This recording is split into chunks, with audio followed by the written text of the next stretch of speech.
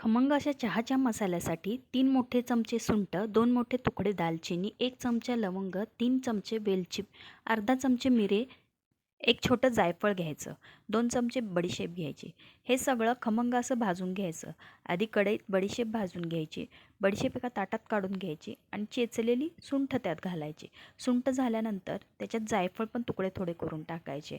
हे दोन्ही भाजलं की परत काळी मिरी पण त्यात टाकायची. काळी मिरीनंतर बाकीचेही मसाले एक एक करून त्यात टाकायचे. दालचिनी, लवंग असे सगळे मसाले टाकायचे आणि हे सगळं मंद गॅसवर भाजायचं.